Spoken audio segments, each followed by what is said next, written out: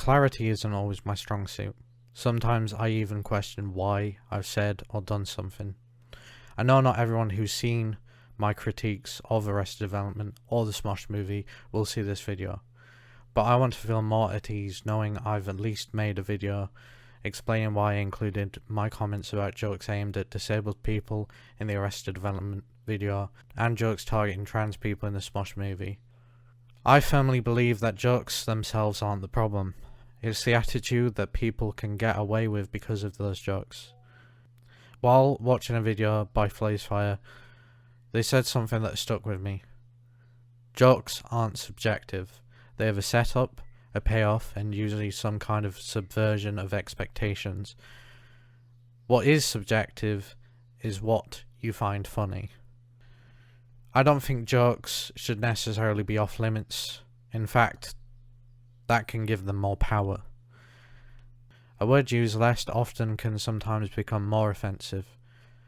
Victorians used to be scandalised by the word trousers. But what actually needs to change is how people in positions of power address inequality and educate others on discrimination. That's where the real difference happens. To use an analogy, America is a massive place. If I had to guess, I'd say a lot of Americans haven't spent much time outside the US, if any at all. So when some Americans come across, say, an Australian car magazine and see speeds listed in kilometers per hour, they think it's a joke.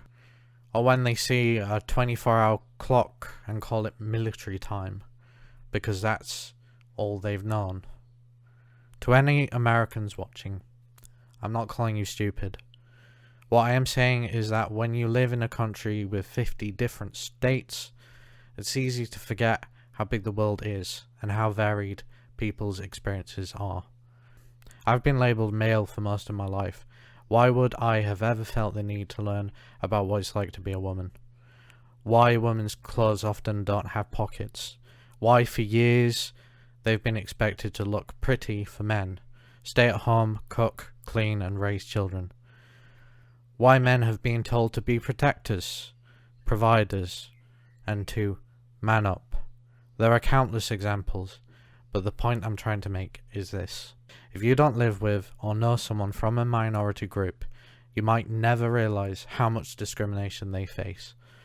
And even if you do, you can't truly feel how much it hurts. So it becomes one of two things. To you it's just a funny joke, or you start to wonder if it's a reflection of a real problem. A problem you've been told is caused by one of the most vulnerable groups in society. I know people who've lived over 7 decades without knowingly meeting someone from a minority group. That says a lot. If I haven't made it clear yet, I'm autistic. I have fibromyalgia, costochondritis, and a history of poor mental health. I was bullied, isolated, and harassed almost everywhere I went. In 2013, I tried to take my own life. My secondary school told me they couldn't support me. My council believed it wasn't worth putting me in a suitable school. They thought I'd fail my GCSEs and be a waste of government funding. And I am just one of many stories of people from minority groups who weren't supported.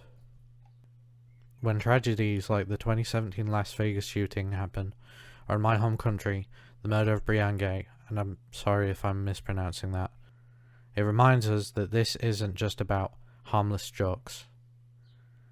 Jokes like, dude, that chick is a dude, don't exist in a vacuum. They contribute to a culture where real people are mistreated, denied basic rights, and even murdered because of attitudes those jokes reinforce.